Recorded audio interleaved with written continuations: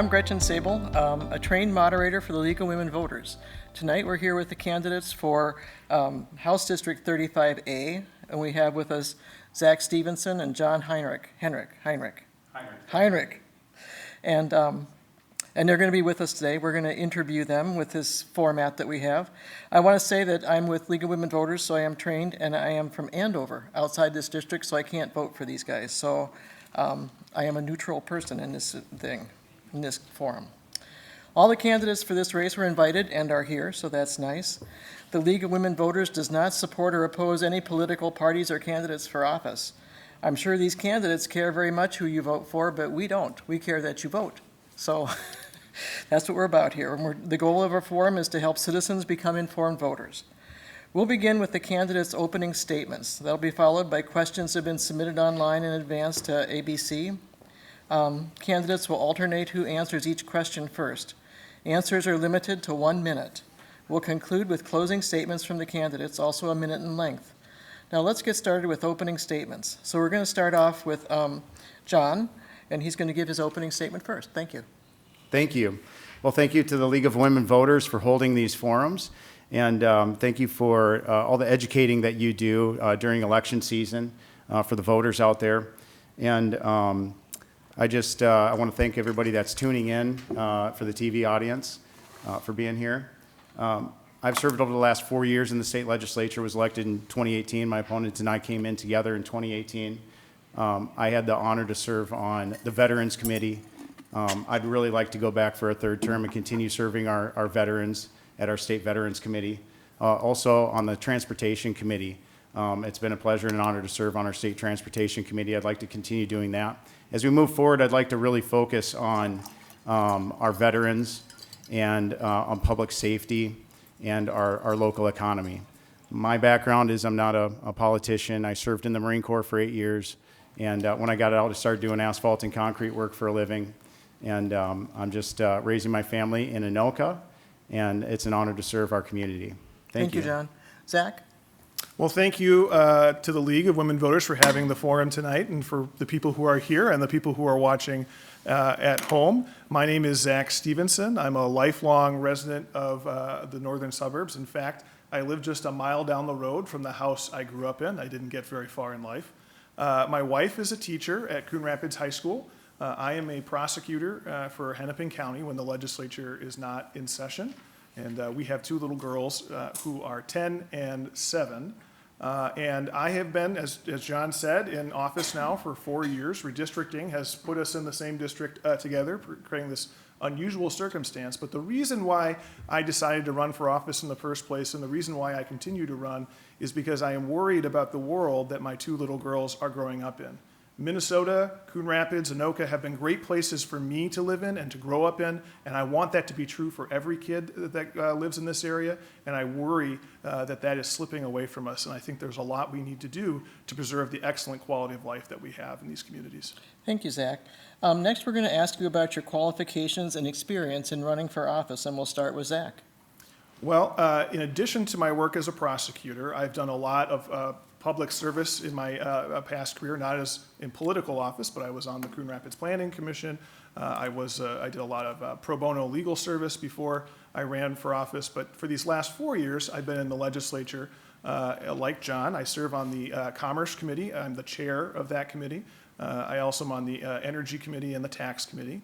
I've passed 32 bills in the 4 years that I've been in office. All of them have been bipartisan bills, and they've ranged the gamut of bills that brought down the cost of health care, to help people afford their energy bills, to crack down on catalytic converter theft, and even to reform our state's liquor laws, to free the growler and help craft breweries.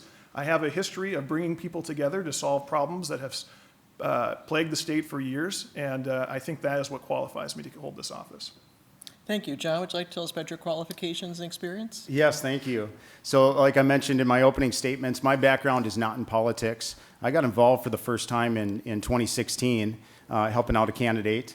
I believe my opponent's been around in the political world for a long time, almost a couple decades. So there's a few differences between us and probably how we look at our community nowadays.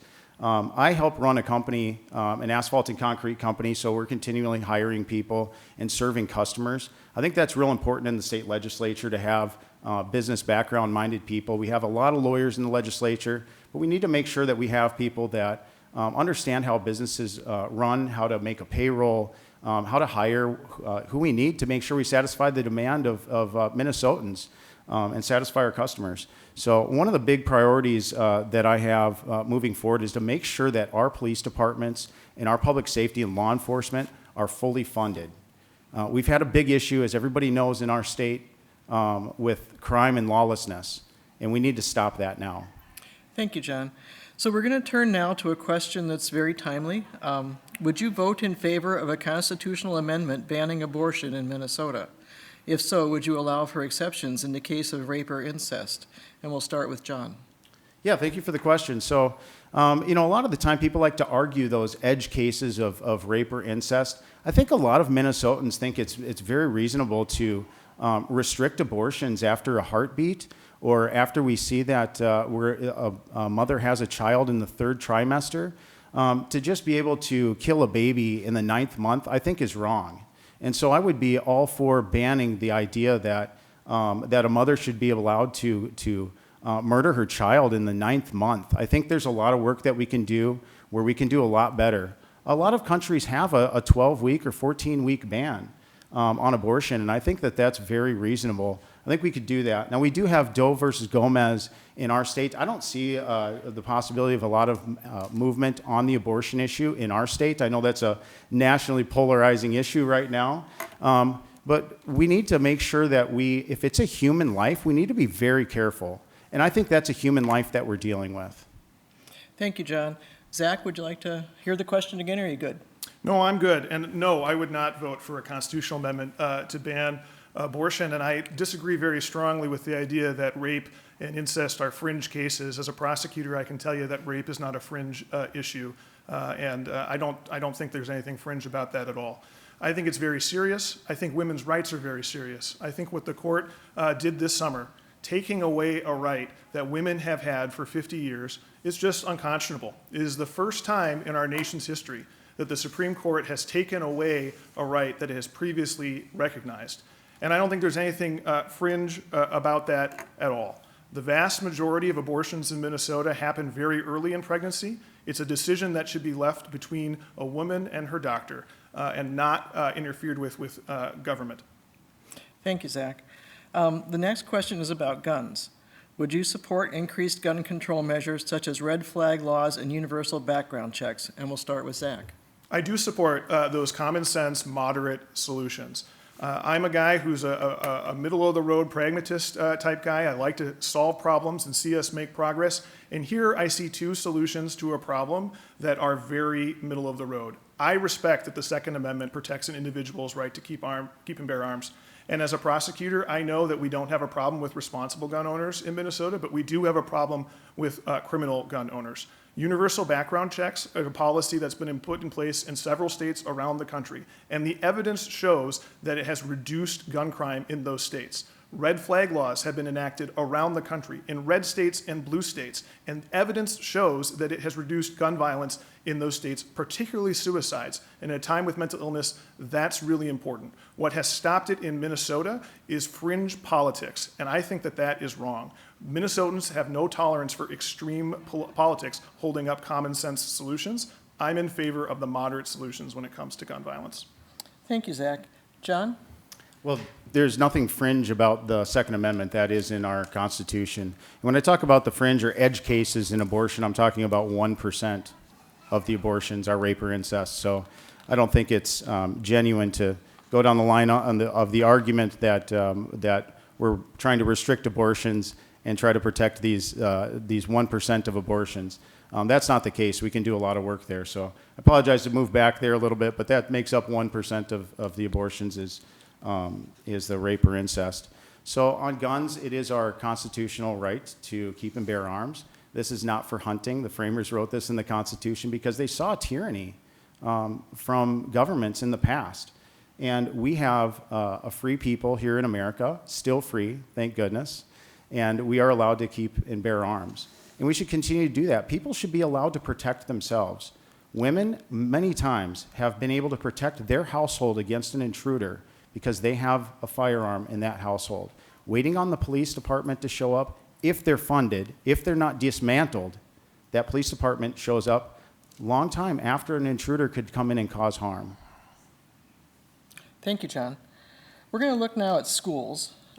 What should be the legislature's role, if any, in determining school curriculum and what is taught in classrooms throughout the state? And John gets to get that one first. Thank you. So we need to make sure that we are giving our children a world-class education. We've misplaced our priorities, I think, in a lot of ways in education. We need to get back to math and reading. We need to graduate children out of our schools that are ready to take on the world. It's not an easy place. They need to be prepared. Saving somebody from not harm, but troubles in school and a tough time with a tough test to take is not going to help them get prepared for life. We need to make sure that we have world-class education for our children because they're going to be the next leaders of our state here in Minnesota and our country. And so I think that we need to empower parents to be in control of their children's education, and we need to fund great education for our schools and give people options. If the school is failing, we need to allow parents to be able to move that child to a school that can be successful for that child. Thank you, John. Zach? I think that decisions about school curriculum are best left to parents, teachers, and elected school boards. I don't think that you want, whether it's a business owner or a prosecutor, making decisions about what's on the ninth grade English book list. I think you want the teachers who are trained professionals to be making those decisions. I view the state legislature's role to make sure that school districts have the resources necessary to do the job well so that teachers are supported and everyone in that school building, from the food service professionals to the custodial professionals, all have the support that they need to do their job well. And right now we are not doing a good job at that. Minnesota is 49th out of 50 states in the ratio of mental health professionals to students. At a time where mental illness is crushing our students, we need to do better. Class sizes are out of control in our school districts. At Coon Rapids High School, where my wife teaches, her classes this fall are 38, 39 kids. That's just way too big, and you can't meaningfully control a classroom that is that large. It's much larger than when I graduated from Coon Rapids High School back in 2002. We need to do better. Thank you, Zach. Turning now to marijuana. What is your stance on marijuana legalization in Minnesota? And we'll start off with Zach.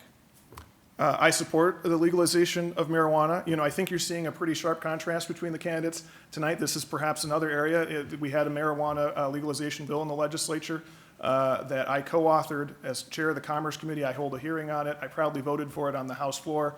John voted against it. And I strongly support marijuana legalization because I think that we have much more serious public safety issues. As someone who works in law enforcement, I know this to be true, and we should be dedicating our resources to the violent crime and the gun crime that is plaguing our community and not low-level marijuana. I always say this, in all the time I've been a prosecutor, do you know how many domestic abuse cases I've charged where marijuana was a factor? 0. Do you know how many domestic abuse cases I've seen where alcohol was a factor? All of them. Is ludicrous to me that we are living in a world today where we treat marijuana more severely than alcohol. Thank you, Zach. John? Well, nobody wants somebody pulled up off the street for smoking marijuana. Nobody wants that person thrown in jail, and I don't think we do that. I think that I'm for more of a decriminalization route. I can tell you that bill that I voted against, the legalized marijuana bill, I think if Minnesotans knew how government and politicians wanted to put their fingers into everything in marijuana, they would think twice about this. I think a lot of people think that what legalization means is that government's off your back, nobody's looking over your shoulder, you can use marijuana as you wish to deal with your PTSD, like some people that I know that utilize marijuana, medical marijuana, or just recreate. And I don't think government needs to get all tied into that.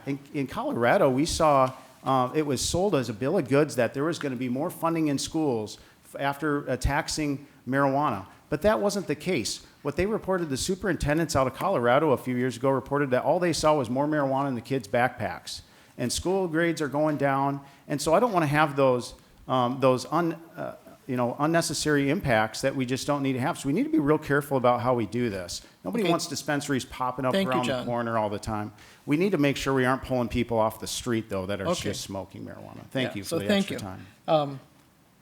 We're going to look now at an environmental question and ask you, what measures do you favor to combat climate change? And John's first up. Well, I'm really impressed with some of the technology that we've seen develop in the past few years. I'm more of a less government guy. I think that my opponent and I might disagree on some of the route to get places, but I think that a lot of the technology that's come online in the past few years is really motivating. I think we're keeping our environment very clean comparatively to the past decades. And so I'm motivated about that. One thing I don't want to do, which I think can be very harmful, is trying to adopt what California has done. There's a lot of talk around the Capitol in St. Paul about California standards. I guarantee you Minnesotans can find our own way. We can negotiate, and we can agree on ways to protect our environment and how we want to regulate the car industry or any industry. And so instead of following this carbon copy thing out of California, or by rulemaking, we need to have up or down votes. That's the reason that the constituents in Coon Rapids and Anoka will end up sending one of us to St. Paul. They want us to take up or down votes on issues instead of thank one you, John. person just mandating. Thank you, John. Zach, climate change? Well, there have been up or down votes at the legislature on this issue, a lot of them. There's been votes on whether to make it easier for people to get solar power. I voted yes, John voted no. There's been votes on whether to make it easier to build charging stations across the state of Minnesota. I voted yes, John voted no. There's been votes on whether we should expand energy efficiency and energy conservation in Minnesota. That was a bill that I carried, successfully passed into law. It passed with Republican support in both the House and the Senate. I voted yes, John voted no. So there's been a lot of yes and no votes on this issue, and unfortunately, I think that John's been on the wrong side of them on this. And I also disagree that the idea that we have this spectacularly clean environment at this moment. Minnesota is the fastest warming state in the country. The data is very clear, and we are seeing extreme weather events and other consequences of climate change around the country. It's no secret that we are seeing climate change in this community, and I think it's a big problem that needs to be addressed. Thank you, Zach. So now we're going to look at a money question. What should be Minnesota's spending priorities in the next biennium? And Zach's up first. Well, I think we talked about a couple of them already that I strongly support. One is investing more money in public safety. I think that we do have a public safety issue in Minnesota, and I strongly support spending more money there. I also think, as I said earlier, that education needs more investments to bring down class sizes and to address the mental health issues. But we have had a history of surpluses in Minnesota in recent years, and so I think also what needs to be on the agenda and high on the agenda is tax cuts. Minnesota, we had a bipartisan agreement at the end of the session last year to pass the largest tax cut bill in Minnesota history. I strongly supported that bill. Unfortunately, it didn't pass before we were forced to adjourn. I would like us to have a special session tomorrow to go in and pass that tax cut bill. It would end the tax on Social Security benefits, cut property taxes, cut income taxes for the second time in 4 years, and be, as I said, the largest tax cut in Minnesota history. We should pass it tomorrow. Thank you. Now we have I'm sorry, John, I forgot. That's okay. Thank you. So my opponent kind of sounds like a Republican in some ways. I mean, we're talking tax cuts and public safety. I like it. We do need to invest in public safety. We've heard very harmful rhetoric these past couple years from elected officials, frankly. And we need to put a stop to that. That has hurt our communities. The very people that a lot of people say they'd like to protect are hurting the most because we have not given the police exactly what they need and law enforcement what they need. We had state patrol request a helicopter for safety reasons and for tracking some of these people that are going 120 miles an hour in Hennepin County, where they're not being chased by the police anymore. They're not being held accountable. When we put forward increased penalties, my opponent doesn't want to do that. He doesn't want to increase penalties. His idea was to regulate business further by making them put numbers on catalytic converters. So regulation to business is the answer for public safety? I don't think Okay, so. I'm I think sorry. we need to fund our police. It's, now we have a question, 60-second answers, that looks at voting in elections. It's a question that we as League of Women Voters think is very important. And so we're going to ask you, what measures would you support to improve and secure elections and voting in Minnesota? John, you ready to go first there? Yes, thank you. So when you vote, you should have to prove you are who you say you are. That's why a chief authored legislation to have voter ID in our state. And I think that Minnesotans want to make sure that their elections are secure. I know they do. Now, there's people out there that probably would like to cheat. We need to make it real hard for them to do that. Every Minnesotan deserves to have their vote count, and they deserve to know that our elections are secure. And so that's why a chief authored that bill, to make sure that when you vote, you should have to prove you are who you say you are. I think that's a very reasonable thing. I don't know why we've had trouble getting that passed in the legislature, but I'd like to focus on that next year so that we can make sure that we have election integrity. Zach? Well, we have very safe and accurate elections in Minnesota, and we know that it's evidence-based, that they are very safe and very accurate. I think the problem that we have in Minnesota and frankly around the country is that there's a group of frankly extreme politicians who are sowing seeds of doubt in people's minds about the election results for their own benefit. It is wrong, it is shameful, and it should be condemned. And there's no better example of that than what happened on January 6th, where extreme Republican politicians encouraged a violent mob to attack our Capitol, and law enforcement was killed in the process. And in the days that followed, in the Minnesota House, we had a vote on whether to condemn those attacks. Every single Democrat and all but 8 Republicans voted to condemn the attacks on January 6th. Unfortunately, John was one of the 8 who voted the other way. The problem in this country is people who aren't willing to stand up to the extremes in their party. I have a record of doing that, and unfortunately, my opponent does not. Thank you, Zach. Now we have our 60-second closing statements, and Zach is going to go first. Well, I want to thank you again for this wonderful debate. I think the voters have a very clear choice between the two candidates. There's very sharp contrast, but I do want to say that you might think from the sharp contrast that John and I really don't get along, but actually we do. We're very friendly people, and I think highly of him, even if I disagree. And so I'm grateful that you're in the race, and I'm grateful to be sitting next to you tonight. I think that we do have a different vision about how Minnesota should go. And if you want a leader who will reach across the aisle, work pragmatically, solve problems, and get things done, I think I'm your guy. John? As I was knocking doors the other day in Coon Rapids, I met a mother that was concerned. Her top issue was the public safety issue. She wanted to make sure that her neighborhood was going to be safe. I'm the candidate in this race that is endorsed by the police. I'm the candidate that voted no on the horrible public safety bill that we had in the state legislature. I talked to the police chief of Coon Rapids that day. I talked to the police chief of Anoka. I talked to Sheriff Stewart of Anoka County. They told me to vote no on that horrendous public safety bill that was going to hurt law enforcement. My opponent voted yes for that bill. We need to make sure that we get our priorities straight in Minnesota. We have a big crime problem on our hands. Send me back to St. Paul so that I can serve you and fully fund our law enforcement in our state. I'm a United States Marine Corps veteran. I run a business. I have a family. I care about our community. I grew up in Coon Rapids. I'm raising my wife and I are raising our 3 children in Anoka right now. I just am so grateful for the opportunity to serve our community and our state. Thank you, League of Women Voters. Well, thank you, John. And I want to thank both the candidates for speaking to voters about issues and for running for the House. You know, you've done it before, but it's good that you guys get out there and do this because it takes guts to run, and thank you for doing that. I also want to thank the viewers for their interest in becoming informed voters. We do keep all these forums on our website. You can access them even in future years. If these guys are running again, you can see how they've changed, so we keep them up there. And of course, I want to say to the voters and everyone here, it's really important that you vote. And you can start voting on September 23rd for early voting. You can get an absentee ballot from the Secretary of State's website, or you can vote at City Hall or the Anoka County Elections Office.